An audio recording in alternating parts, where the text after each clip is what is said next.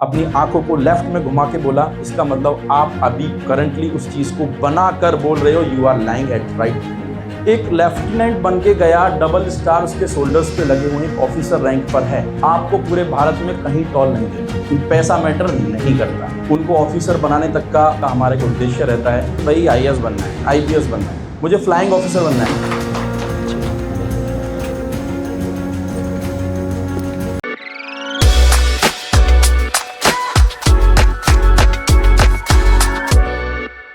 जय हिंद एवरीवन।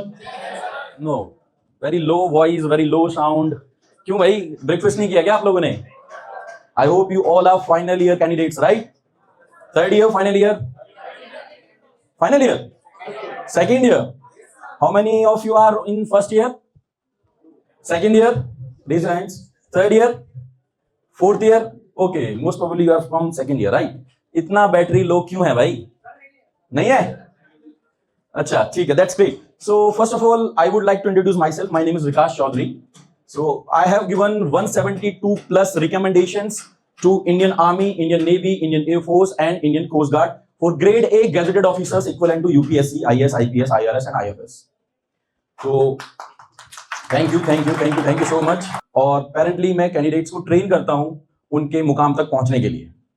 तो जो बच्चे डिफेंस एस्पिरेंट्स होते हैं, जिनका एक रुचि होती है, जिनको एक ऑफिसर लेवल पे जाना होता है, तो उनको ट्रेनिंग देने का, एक साइकोलॉजिकली उनको ट्रेन करने का, ब्रेन पैटर्न समझने का, उनको ब्रेन के जो मेथोडोलॉजी होती है उन सबको ट्रेन करने का मेरा एक्सपर्टीज है। Fine, before starting our session I just want to interact with you guys, कि एक टू वे कम्युनिकेशन हो जाए, एक let's have healthy discussion as well. तो मुझे बताओगे कोई कि कौन है जो चाहता है कि मुझे भाई आईएएस बनना है, आईपीएस बनना है, मुझे लेफ्टिनेंट बनना है, मुझे फ्लाइंग ऑफिसर बनना है, मुझे जेट्स उड़ाना है, मुझे फाइटर पायलट बनना है? कोई है? कोई भी? एनीवन? No one? सबको कॉर्पोरेट सेक्टर में मोटा पैसा कमाना है? देश की सेवा कोई नहीं करना चाहता। भाई ऐसा क्यों भाई? गवर्नमेंट जॉब में लिमिटेशंस होती हैं। Okay, what kind of limitations you mean to say? पैसा। अच्छा, ओके, व्हाट एल्स? एनीवन? कोई भी? No one? ठीक है, इन्होंने बताया पैसा। ठीक है, पैसा मैटर करता है आपको, मतलब ओके फाइन, ठीक है। Now let's go through our PPT session as well. तो ये मैं बताऊंगा, आपका आंसर पक्का दूंगा मैं इस पे कि पैसा मैटर नहीं करता। ठीक है, नेक्स्ट स्लाइड प्लीज। हाँ, so this is our motto, aspirant to officer, आकांक्षी से अधिकारी तक। तो यहाँ पे अभी हमने recently Rozgar with Ankit, RWA, I hope you all are aware of, कुछ लोग तो जानते होंगे रोजगार विद अंकित। तो यहाँ पे हमने रिसेंटली ऑफलाइन स्टार्ट किया है टू ट्रेन द कैंडिडेट्स, उनको ऑफिसर बनाने तक का, हमारा मुकाम तक पहुंचाने का हमारा एक उद्देश्य रहता है। उससे पहले we used to run online, ठीक है, तो उससे पहले हम ऑनलाइन रन करते थे, बहुत सारे कैंडिडेट्स को हमने ऑफिसर्स बनाया है। तो अभी हम ऑफलाइन जा चुके हैं। ऑफलाइन में we used to train force psychologically, ठीक है। GTO एक होता है, ग्रुप टेस्टिंग ऑफिसर, जिसमें हम ग्राउंड पे आपको असेस कर रहे होते हैं that what kind of qualities you have. So उसके अलावा we are going to train you and we are going to tell you about interviewing things, कि आप अपने कॉर्पोरेट सेक्टर में भी आप इंटरव्यू देने जाओगे, ठीक है, अपना ग्रुप डिस्कशन दोगे, आपका पर्सनल इंटरव्यू होगा, that how you are going to furnish yourself, how you are going to portray yourself. Fine, next slide please.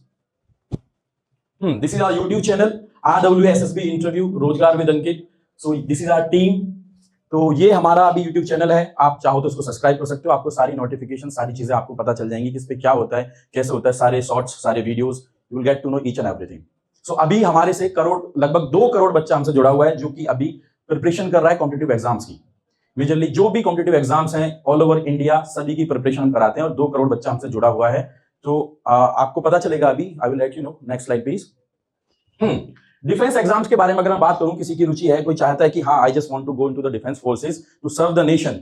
जैसे एक सर ने बताया अभी मुझे कि उनको फाउंडेशंस आ जाएंगी मनी की, तो वो सारी चीजें I will let you know कि यहाँ पर अगर आपको देश की सेवा करने का सोचा है कि हाँ हमें देश की सेवा करनी है, ये आपके लिए नहीं है, क्योंकि ये तो आफ्टर 12th है, आप इस फेज में आ चुके हो after graduation.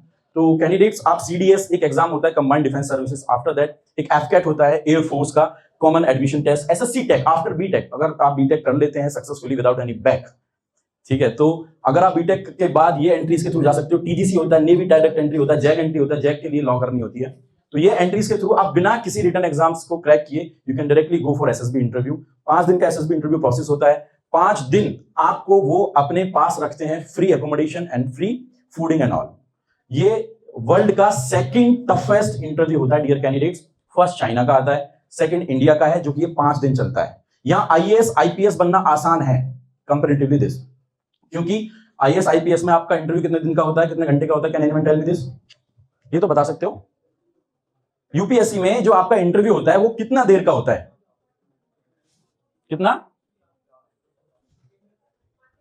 45 minutes, around 1 our ना, लेट्स टेक रफली 1 घंटे का होता है।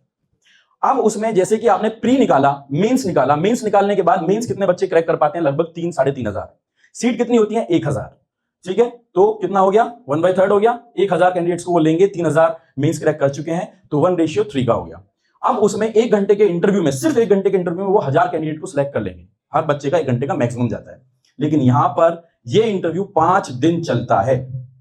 तो समझ सकते हो यहां 1 घंटे का रोल नहीं है, 24 घंटे का नहीं है। यहां आपको 5 दिन वो अपने पास आपकी सारी चीजों को, सारी गतिविधियों को नोटिस कर रहे होंगे, कर रहे होते हैं। और बहुत सारे ऑफिसर्स होते हैं डीआरडीओ डीआईपीआर के, जो साइंटिस्ट होते हैं, वो आपकी सारी चीजों को 5 दिन निचोड़ के निकाल के रख देंगे कि whether this candidate is fit for defence forces और नॉट। क्योंकि यहां पे आपको जो कमीशनिंग मिलती है वो प्रेसिडेंट ऑफ आवर इंडिया, राष्ट्रपति चयनित करता है यहां पे आपको।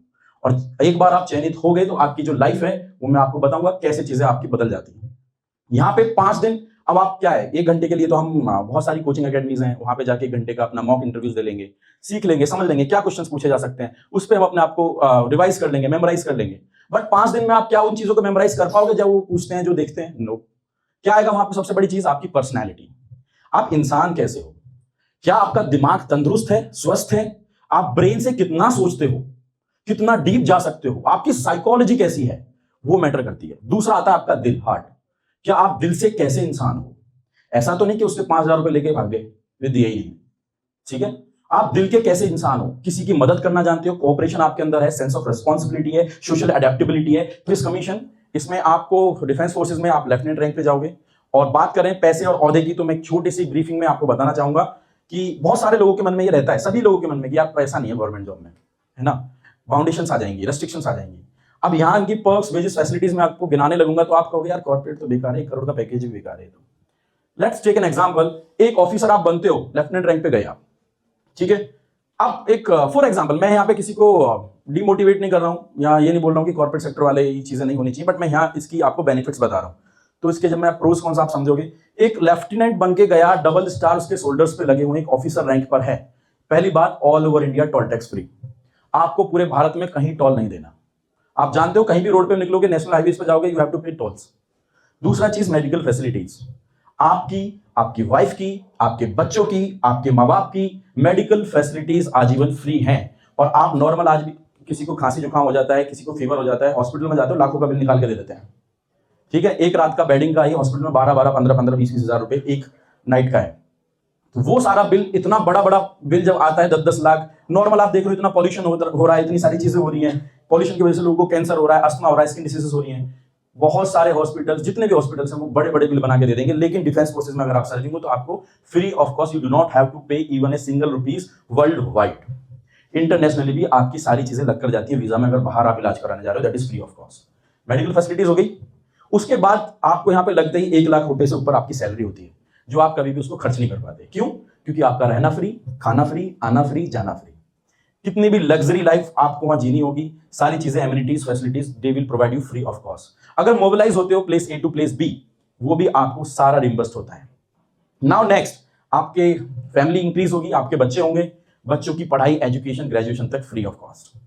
आजकल स्कूल, किसी भी स्कूल में चले जाओ, छोटे से छोटे 3rd क्लास 4th क्लास के बच्चे की फीस नॉर्मल 1 महीने की 10-10 हजार रुपए है। ठीक है, तो वो सब कुछ फ्री ऑफ कॉस्ट। बचा क्या बताओ? सैलरी आपको दे दिया उन्होंने, मेडिकल फैसिलिटीज दे दिया, टोल टैक्स दे दिया, आने जाने का सब कुछ कर दिया, फैमिली को एकदम से प्रोटेक्ट कर दिया, आपके बच्चों का एजुकेशन प्रोटेक्ट कर दिया। क्या बचता है? अब बचता है सबसे बड़ा, इज्जत। लोग आपको सोसाइटी में किस नजरिए से देखेंगे, इसी के लिए तो जीते हो। माँ बाप यही तो आपसे एक्सपेक्ट कर रहे होते हैं कि हमारा बच्चा नाम रोशन करेगा। लोग हमें किस नाम से जानेंगे? अरे आपके नाम से जानेंगे कि फलाने फलाने का लड़का कप्तान साहब के माँ बाप है, कैप्टन साहब के माँ बाप है। अरे कैप्टन साहब जा रहे हैं, लेफ्टिनेंट साहब है, मेजर साहब है, lieutenant colonel, colonel, brigadier, major general, तो उनके नाम से आप जाने जाओगे। और आपके माँ बाप का ओहदा उस लेवल पर हो जाता है कि आपके माँ बाप भी सर उठा के सोसाइटी में बोल सकते हैं कि मेरा बच्चा ऑफिसर है, अफसर है मेरा लड़का। ठीक है, मैं अपनी एग्जांपल दे देता हूं। When I used to work in corporate sector, I have worked in corporate sector for 6.5 years, 6.5 साल मैंने कॉर्पोरेट में काम किया है। बहुत अच्छी अच्छी कंपनी में काम किया है, एमएनसीज में काम किया है, सेंचुरी, विप्रो, सब में काम किया मैंने। मुझे कोई सोसाइटी में, मेरे पेरेंट्स कहते थे नहीं भाई नहीं, हमें नहीं लगता तू अच्छा पैसा बेशक कमा रहा है, लेकिन हमारी इज्जत नहीं है, हमारी इज्जत नहीं होती। मैं ठीक है जी, ये भी करके देख लेते हैं। मैं तब ये बोलता था नहीं नहीं, पैसा मैटर करता है, पैसा पैसा पैसा पैसा पैसा। तो मैं पैसे के पीछे भाग रहा और जॉब करता रहा, लेकिन जब उनको जब परिवार में कोई और बन जाता है, अफसर बन जाता है, तो फिर ताने मिलते थे कि देख उसका लड़का ये बन गया, ये हो गया, तू कब करेगा, ये करेगा। फिर मैंने प्लान भी अपना अप्लाई किया। मैं ऑलरेडी 2 बार रिकमेंडेड हूँ डिफेंस फोर्सेज में। एक बार मैं आर्मी के लिए रिकमेंडेड हूँ from Allahabad 11 SSB grade A gazetted officers के लिए मैं रिकमेंडेड हूँ। एक बार इंडियन नेवी के लिए मैं रिकमेंडेड हूँ कोलकाता NSB से, नेवी के लिए। Due to some medical emergencies and merit issues, I was not able to join defense forces as an officer. Then I gave my best, gave my 100%. Then I joined judiciary. तो उस चीजों से एक औहदा, एक level, एक आपको एक respect जो मिलती है सोसाइटी में, तो वो चीजें भी आपके पेरेंट्स को मिलेंगी, आपको भी मिलेंगी, और देश को सर्व करने का आपको एक मौका भी मिलता है। इसमें एक यूनिफॉर्म मिलती है, एक डिग्निटी मिलती है, एक प्राइड मिलती है। इन चीजों के लिए ही हम आपको बताने आए हैं। एंड पैरेलली ये नहीं कि हम ये बोल रहे हैं कि आप ये ज्वाइन करो, डिफेंस फोर्सेस ज्वाइन करो, जाना चाहो। मैं यहाँ पे आपको ये बताने नहीं आया, बस ये बताने आया हूँ कि आप किसी भी सेक्टर में जाओ, कॉर्पोरेट में जाओ, गवर्नमेंट में जाओ, किसी में, सारे सेक्टर्स अच्छे हैं, लेकिन आपके पेरेंट्स खुश होने चाहिए उस चीज में। आपके पेरेंट्स बोले कि हाँ, आप खुद बोलो कि yes I am satisfied with this amount of money, with this value, with this dignity, with this respect. आप सेटिस्फाई होने चाहिए। ये मैं ये नहीं बोल रहा कि भाई कॉर्पोरेट खराब है, गवर्नमेंट खराब है, ये खराब है। No, everything is good until और अनलेस यू आर हैप्पी। आप खुश नहीं हो तो कोई खुश नहीं है, क्योंकि आपसे ही सारी दुनिया चलती है। आप अकेले आए हो, अकेले जाओगे, कोई आपके आगे पीछे कुछ नहीं है। इसीलिए अपने ब्रेन पे काम करना स्टार्ट करो, क्योंकि जब तक आप ब्रेन पे काम नहीं करोगे तो आप चीजों को फर्निश नहीं कर पाओगे, आप चीजों को विजुअलाइज नहीं कर पाओगे, देख नहीं पाओगे, समझ नहीं पाओगे, सीख नहीं पाओगे। ब्रेन के 3 पार्ट्स होते हैं, कोई बताएगा? इतना तो पढ़ा होगा सबने 12th में, सेरिब्रम, मडुल्ला ओब्लांगेटा, ये पढ़ा है ना। इसी के साइकोलॉजिकली अगर हम बात करें तो 3 पार्ट और होते हैं, कॉन्शियस, सबकॉन्शियस एंड अनकॉन्शियस, है ना। अब आप यहां बैठे हो, जिस तरीके से आप बैठे हो, जो बात कर रहे हो, जो मुझे आप देख रहे हो, वो आप यहां पे अपना कॉन्शियस ब्रेन यूज कर रहे हो, क्योंकि आप सोच समझ के आए हो, सोच समझ के बैठे हो, सोच समझ के बात करोगे, अपने प्रोफेसर से, अपने टीचर से, अपने डीन से, सभी से सोच समझ के बात करोगे। लेकिन कभी ऐसा आपके साथ हुआ है कि आप रात को सोए थे, आपने कुछ देखा सपने में, और 8-10 दिन बाद आप कुछ काम कर रहे थे, एक्टिविटी कर रहे थे, आपको क्लिक हुआ, अरे यार ये तो मेरे साथ कभी पहले हुआ है। ऐसा हुआ है? सभी के साथ हुआ होगा, यार ये तो मेरे साथ ऐसा होने वाला था, ये पैटर्न तो कभी पहले फॉलो हुआ है। डेजावू नहीं होता वो तो हमने एक नेम रख दिया डेजावू। वो एक्चुअली क्या होता है कि हमारा जो सबकॉन्शियस ब्रेन है ना, जब हम सो रहे होते हैं तो तब हमारा CPU रिसेट मोड में जा चुका है, रिलैक्स मोड में जा चुका है, तब वो हमारे फ्यूचर को प्रेडिक्ट कभी कभी करता है। ठीक है, तो फ्यूचर प्रेडिक्शंस हमारा ब्रेन, सबकॉन्शियस ब्रेन इतना पावरफुल है, उसको कोई बीट नहीं कर सकता, क्योंकि अनकॉन्शियस ब्रेन तब एक्टिवेट होता है। मैं बताऊंगा इसका भी आपको कैसे, कब कौन सा पार्ट एक्टिवेट होता है। आप सो गए, आपका ब्रेन रेस्ट मोड में है, सबकॉन्शियस ब्रेन आपका एक्टिवेट हुआ, आपको ग्लिम्स दे दिए फ्यूचर के, बोलते हो कि आप जब कॉन्शियस मोड से जाते हो, अरे ये तो मेरे साथ हुआ है। ऐसे ही डिफेंस फोर्सेस में आप कितनी भी कोशिश कर लेना, अपने इंटरव्यूज में, कॉर्पोरेट सेक्टर के इंटरव्यूज में कितनी भी कोशिश कर लेना, आप कॉन्शियस ब्रेन से काम नहीं कर पाओगे। जब यहां 5 दिन का आप इंटरव्यू दे रहे होगे तो कॉन्शियस ब्रेन आपका काम करेगा ही नहीं, क्योंकि वो आपको मेंटल और फिजिकल प्रेशर इतना दे देंगे, टाइम फाउंडेशन हर टास्क में इतना दे देंगे कि आपका सिर्फ और सिर्फ सबकॉन्शियस ब्रेन ही काम कर रहा होगा। सबकॉन्शियस ब्रेन वो होता है जब सो रहे होते हो तब काम करता है। कहते हैं ना, किसी को नैरोकोटिक्स, किसी से सच उगलवाना होता है तो उसको इंजेक्शन दे देते हैं, लाई डिटेक्टर्स होते हैं, तब वो सबकॉन्शियस ब्रेन जो हकीकत होती है वही निकलती है। वो आती है आपके पास्ट एक्सपीरियंस से। Past experience plus current perception is equal to your theme based things, कि आपने एक थीम बना ली, उस पर आप काम करते हो, वही यहाँ पे सारा पैटर्न ब्रेन का चलता है, और वहां पे सिर्फ और सिर्फ आपका सबकॉन्शियस ब्रेन काम करता है। ऐसे ही आपकी लाइफ में जब आप कॉर्पोरेट के इंटरव्यूज दोगे, आपके सामने इंटरव्यू ऑफिसर बैठा हुआ है, सोच के पहले बहुत जाते हो, ऐसे पूछेगा, ये सवाल का जवाब ऐसे दे दूंगा, ऐसे करूंगा, ऐसे करूंगा, ऐसे बैठूंगा, ऐसे जाऊंगा, ऐसे वॉक करूंगा, ये करूंगा। लेकिन जैसे ही आप बैठते हो तो फिर क्या हो जाता है, तोते उड़ गए, है ना। इंटरव्यू क्वेश्चंस आप एक्सपेक्ट कुछ कर रहे होते हो, पूछा कुछ जा रहा है, टेक्निकली आप फंस चुके हो, फिर क्या निकलता है अंदर से, जो दिमाग में पहले से फीड है, सबकॉन्शियस ब्रेन आउटपुट दे रहा होता है, जो सच होता है वो बाहर निकल के आता है। इसीलिए कभी भी आप इंटरव्यू देखना, जब आपका इंटरव्यू हो रहा होगा तो 1 to 1 होता है। क्यों पूरा पैनल क्यों नहीं बैठता? 8, 10, 12 लोग क्यों नहीं बैठते आपको इंटरव्यू लेने के लिए घेरा में बांध के? क्यों? कोई बताएगा? Any one of you? जी, अभी तो सेकेंड ईयर में ही हो, बताओ कोई भी ट्राई। क्यों इंटरव्यू आपका सिर्फ और सिर्फ 1 या 2 कैंडिडेट के साथ होता है? Why it's not with multiple people? कोशिश करो, नहीं पता? हाँ जी, wanna say something? No, क्योंकि इंटरव्यू जब आपका हो रहा होता है तो एक पर्सनल इंटरव्यू जो बोलते हैं, उसमें एक ही कैंडिडेट या 2 कैंडिडेट, उसका जूनियर बैठा होगा आपके असेसमेंट लिखने के लिए, या सीनियर आपका सीधा असेसमेंट कर रहा होगा। Reason being want to have eye contact with single person only, just to make you manipulate.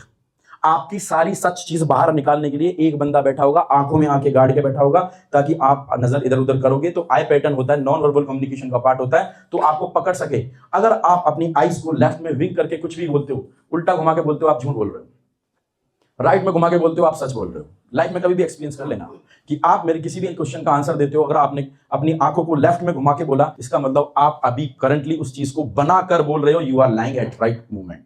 अगर आपने आंखों को राइट में घुमा के बोला, इसका मतलब आपका पास्ट एक्सपीरियंस सही है और उसी के तहत आप बोल रहे हो, आपके साथ वो सच में हुआ है और आप सच बोल रहे हो। अभी तो आप यंग जनरेशन हो, हमें देखो हम कितनी देर से खड़े हुए हैं, हम आपसे इंटरेक्ट कर रहे हैं, टू वे कम्युनिकेशन करने की कोशिश कर रहे हैं, हो नहीं पा रही आप लोगों से। अगर आप एक रोबस्ट पर्सनैलिटी कैरी करते हो तो आपकी बॉडी को चीजों की जब जरूरत होगी तब आप चाहोगे, ऐसा नहीं होता। If I talk about us, हमारे बारे में एक छोटी सी चीज बताऊंगा। ये जैसे सर ने बताया, ब्रेन ही सारा सब कुछ काम कर रहा होता है। अब आप बोल रहे हो कि लंच का टाइम निकल गया, बाहर जाना था, कैफेटेरिया पे बाहर गेड़ी मारने जाना था, घूमने जाना था, ये सब काम हमने किए हैं अपनी कॉलेज लाइफ में, ठीक है। हाँ, मैं बीटेक पास आउट हूं, ठीक है, मैंने बीटेक किया हुआ है, मैंने एमबीए किया हुआ है, मैंने बीएड किया हुआ है, मैंने लॉ किया हुआ है, ठीक है। तो हाँ, सारे सेगमेंट्स में मैंने सब कुछ किया हुआ है, ठीक है। तो I know each and everything, detail में हर चीजें जानता हूं, समझते हैं हम।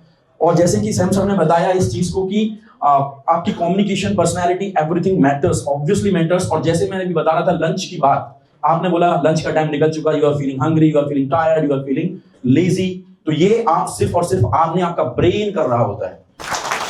बहुत सारी चीजें आपसे बहुत बातें करना चाहता हूं, बट टाइम का थोड़ा क्रंच है।